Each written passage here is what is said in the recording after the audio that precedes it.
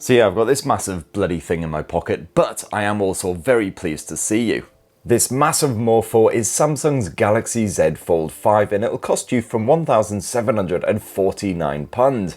So I hope you've been saving up, or at the very least harvesting the organs of orphan children since Samsung's launch. But is it actually worth that mountainous asking price? Well, I've been using the Samsung Galaxy Z Fold 5 as my full-time phone for the past couple of weeks, so here's a cracking in-depth review. And for more on the latest and greatest tech, please do subscribe and ding that notifications bell. Cheers! So design-wise, the Galaxy Z Fold 5 is less chunky compared with last year's Z Fold 4, which means it fits without quite so much of a bulge into all of my pants. However, if you do rock skinny jeans, then you may want to reconsider, as you'll probably rupture your pancreas if you attempt anything more than a slow shuffle. So it's basically all good, although like all of these massive bendy blowers, I did find that the Z Fold 5 liked to wriggle its way out of my pockets if they were particularly shallow and I indulged in any impromptu squatting. So yeah, far as pockets go, the Z Fold 5 likes it deep. Gotta say, I really bloody like this hero colour, icy blue. It's rather dapper and unmarred with branding shenanigans, as the Samsung logo is a spine-based tramp stamp, barely noticeable on that reflective surface. Now, I've not been particularly kind to the Galaxy Z Fold 5 these past couple of weeks. I've basically treated it the way an angry Geordie treats a horse. I've chucked this thing in bags and backpacks with other phones and plenty of items with sharp, pointy corners, no covers or cases or things like that for any kind of protection. And so far, that Victus 2 glass front has only the tiniest of tiny scratches, while the back end is still in perfect nick. And that armour aluminium frame has only slightly frayed in one corner. That may have possibly happened when the phone slipped from my pocket during one of those aforementioned squatting sessions and dropped around a foot onto the pavement. And the Galaxy Z Fold 5 is also IPX8 water resistant, so it can be fully submerged, absolutely no problem. These past couple of weeks it's certainly been very moist at times and survived no problem. Got to be careful with particles though, so maybe don't take it down the beach. And on the software side, you've got Android 13 with 5 years of software updates, so although it's not cheap, it should hopefully last you a good wee while. And at this sort of price point, you would expect a pretty generous amount of storage, and it kicks off at 256 gigs, which ain't too bad, although as usual, bugger all micro SD memory card support. I have found that the fingerprint sensor occasionally takes a couple of taps to register. It's slightly more awkward to use than regular phones, but you've also got Face Unlock, which is more dependable. As for the actual One UI experience on here, well, it's very similar to non-bendy Samsung blowers, so if you've rocked an S23 or any other recent devices, you'll know what to expect. So if you're a big Google fan, you use, for instance, Google Wallet, Google Home, all of those great services and apps, you'll probably be kind of annoyed by how much Samsung is pushing its own versions of those exact same services right here, especially Bixby, who I'm counting as my personal nemesis these days. Kill it with fire. But Samsung has chucked in some worthy bonus bits as well, the likes of the modes and routines, very, very helpful if you're quite lazy and just want to automate your general existence. But anyway, I won't spend ages wibbling on about One UI in this here review. I've done that plenty of times in plenty of other Samsung videos. Instead, I'm just going to bang on about the specific changes made for this big old bendy blower right after we take a squint at those gorgeous displays. And you've got very similar screen tech here to last year's model. Up front, it's a 6.2-inch external display with Samsung's dynamic AMOLED 2X tech, same as before. Those visuals are pleasingly crisp thanks to the 2316 by 904 pixel resolution, and the refresh rate scales from 48 to 120 Hz. And it's exactly what you'd expect from a Samsung display despite the peculiar sausage shape. It's sharp, it's poppy, stunning contrast. And it's easily bright enough so you can clearly see exactly what is going on, even if you're in a country where the weather isn't complete wank juice. But what it isn't is wide enough to comfortably type on, certainly at any kind of pace. I'm not exactly a big lad, I've got tiny wee goblin hands, but even I find myself accidentally mishitting stuff and just giving up and just opening the bugger up so I can actually type what I want. Although at least most apps seem to adapt to that surprisingly skinny aspect ratio, no problems whatsoever. And that stretch design is absolutely fine if you're kicking back with some cinematic video, but for everything else you will want to open up this bendy bugger. Gotta say, I definitely preferred the more squat display housed on the front end of the Pixel Fold. It was much easier to use and a lot more app friendly. Now, squirreled away inside of the Samsung Galaxy Z Fold 5 is a 7.6-inch internal panel, once again using that dynamic AMOLED 2X shenanigans that Samsung loves. The visuals are once again pleasingly crisp with the 2176 by 1812 pixel resolution, and once again it's an absolutely cracking display with crisp contrast, poppy colours. You got full HDR10 Plus support on this bad boy. And unlike the Pixel Fold, you've got deliciously dinky bezels surrounding that screen, helped along by the fact that Samsung's selfie camera is actually hidden away underneath that screen. Now when the screen brightness is boosted, the camera is quite noticeable. That small circular section is rather pixelated compared with the rest of the display, but I haven't found it too distracting in these past couple of weeks. Honestly, most of the time you won't even notice that it's there. That almighty internal panel is now brighter than before, so I found I could merrily tap out these review notes in the midday sun in Spain while wearing shades with perfect clarity. And even after several poolside pictures of woo-woo, I could still see what I was doing, even if I was watching video or whatever, despite the shiny, super reflective nature of the screen protector. And the Samsung Galaxy Z Fold 5's stereo speakers are proper ear poppers as well. They're crazy loud when you pump that volume up, but still remain quite crisp and clear, whether you're watching video on the front screen or that big old bendy boy inside. And I gotta say, I think Samsung has absolutely nailed the software side of things here, so using that unusually square internal display feels as natural and as fluid and as friendly as possible. So for instance, anytime you're messing around in an app, all you need to do is long press down here at the bottom edge of the display, you'll pop up the nifty taskbar. This can be used to quickly open one of your favorite apps. You've also got up to 4 of your most recent apps displayed here on the right hand side. You can simply tap one of these apps in order to open it up, otherwise just long press it and drag it onto that display and you're straight away into the split screen mode. You can once again launch 3 apps on the screen side by side, and you can also have pop-up windows on top of all that, although frankly 3 is more than enough. So for instance, you can just catch up with your YouTube playlist while smashing out some emails and also browsing the web simultaneously. And you can also shove apps away to the side of the screen as usual, so you can yank them out when needed. Very useful for the likes of Deezer and Audible.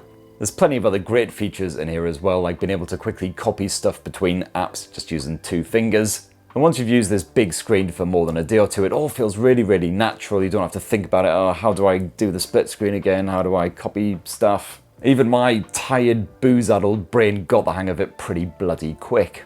And most apps do run really well on that big screen, including all of Google's stuff. You got the usual issues with some apps not exactly taking full advantage of all of that lovely space, which does lead to lots of ugly blank spots. But at least the likes of Audible actually behaves itself here, unlike on the Pixel Fold. It's not always a completely seamless experience. Occasionally you'll close up the Galaxy Z Fold 5, only to be greeted with the message that the app you were using needs to be restarted because it just can't handle the sudden change in aspect ratio. But overall, it's no biggie, and this is certainly the best experience I've had on such a big smartphone display. Oh, and as usual, Samsung's provided full support for the S Pen stylus, but unfortunately still no orifice in order to chuck away your S Pen when it's not in use so you don't lose the bugger. You got to get a special case with a big old groove in the back where you chuck it in instead. Now, the Galaxy Z Fold 5 packs in plenty of power, just like the S23 handsets. It's once again Qualcomm's Snapdragon 8 Gen 2 running things here, backed by 12 gigs of RAM. I certainly had subtle issues running 3 apps side by side, for instance. That Snapdragon can handle it all without cacking its silicon pants. And gaming is pleasingly smooth as well, as you would expect, although if you are a fan of the likes of Call of Duty, Genshin Impact and other fast action titles, there is no ideal way to play them here on the Galaxy Z Fold 5. That cover screen is just a wee bit too skinny, while the internal panel is far too boxy, giving you next to no peripheral vision. This bendy Samsung is certainly best suited to more casual efforts. No worries about overheating here on the Z Fold 5 though. Unlike Google's Pixel Fold, you've got a much larger vapor chamber compared with the older Z Fold 4, and that plus the efficient Snapdragon platform means that the Fold 5 doesn't ever melt down, even when you're using it in strong sunlight or when you're gaming for bloody ages. Gotta say though, I would really like some proper gaming features like what for instance Sony serves up on its more recent smartphones. It's still a bit bare bones on all of Samsung's blowers. And naturally you've got 5G support as you'd expect from pretty much any smartphone these days, let alone one that costs almost $2,000. And eSIM support as well as physical SIM support. And I had very few issues when it came to the connectivity, besides the fact that the Galaxy Z Fold 5 occasionally decided that the internet connection on a Wi-Fi network was not really good enough to worth bothering with. and so it would just disconnect the Wi-Fi entirely without bothering to tell me. I'd just be there merrily downloading a massive app or streaming ridiculously high resolution video and then realising I'm absolutely rinsing my mobile data allowance. And then restarting the Wi-Fi seems to fix the issue and it's absolutely fine until the next time it decides it can't be bothered anymore. As for the battery, well, it's a 4400 mAh capacity cell, no upgrade over last year's model, and lagging behind rivals like the Pixel Fold. I gotta say the battery life on this thing has been all over the bloody place, so quite a few evenings over the past fortnight I've been in power saving mode by the evening, which limits the brightness, the performance, etc. I do tend to get around 5 to 6 hours of screen on time from a full charge, depending on what you're doing of course. The more you use the likes of the camera, the faster that battery's gonna drain. And that is with a mixture of using the external display and the internal display. However, if you are using that internal screen quite a lot outdoors where it's quite sunny, so the brightness has to be boosted all the way up, you will see that battery life drop significantly. Even if I was just browsing the web, maybe reading some comics, things like that, I still found I got around 4 hours screen on time max. So if you're fortunate enough to live somewhere that's rather sunny, unlike bloody Blighty of course, then you might want to carry a battery pack around with you just to make sure you stay charged up. And when it comes time to juice the Galaxy Z Fold 5 back up again, well, you've got what Samsung terms super fast charging. I wouldn't say it's particularly nippy, certainly compared with some Chinese rivals, and I certainly wouldn't chuck the word super in there. Not unless you think that the biggest problem with tortoises is just how bloody speedy they are. And you do have a bit of tasty wireless charging support as well, which again isn't particularly fast. Now let's finish up this cracking in-depth review with a squint at the Galaxy Z Fold 5's optics. And if you're familiar at all with the Galaxy Z Fold 4, those specs might sound pretty bloody familiar, although some upgrades have been made for this year's tech. So you once again have a 50 megapixel primary camera sensor with optical image stabilization, and this does a solid job for capturing pics at most times of day, especially when you're shooting in natural light. The focus is fast, and even when you're shooting something moving at top speed, I saw very few blurry or otherwise buggered up snaps. We're talking plenty of crisp detail and only slightly boosted colors to help bring your photos to life. So basically exactly what you would expect from a Samsung blower. When you're dealing with more ambient light or particularly tricky contrast, the Z Fold 5 isn't always quite so successful. It's here where rivals like the Pixels and the iPhones of the world perform better. Although this bendy wonder rarely produces pics with flaring when you're dealing with strong lighting. If that lighting is softer, you can expect some grain to creep in, while any subject that can't keep still may end up a wee bit smudged. You got a night mode for those evening pics, although this obviously isn't much good if yourself or your subject is moving. As long as everything is nice and still though, you will get a bright, detailed shot, and relatively quickly. Overall, I found that my pics weren't as dependably attractive as what you would get on the likes of the Galaxy S23 series smartphones, but still not bad at all. Just a bit of a letdown considering how expensive this thing is. And for alternative shots, Samsung also packs in a 12 megapixel ultra-wide angle shooter.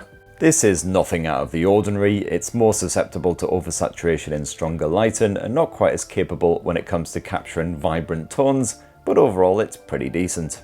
Much more useful is the 10 megapixel telephoto shooter with the 3x optical zoom and once again image stabilization. This maxes out at 30x zoom, so far from the space zoom of the S23 Ultra with its 10x optical zoom, although I rarely had to punch in above the 20x zoom level anyway, and once you do get above that level, everything gets quite grainy. The zoom worked well even at night, helped by the stabilization, as long as once again your subject ain't bouncing around like an idiot. And as usual, Samsung has absolutely stuffed the Galaxy Z Fold 5 full of bonus camera modes. You've got the obvious stuff like the night mode, the portrait mode, the obligatory food mode, you've got that pro mode if you want to tinker with the settings, and fan favourites like the single take.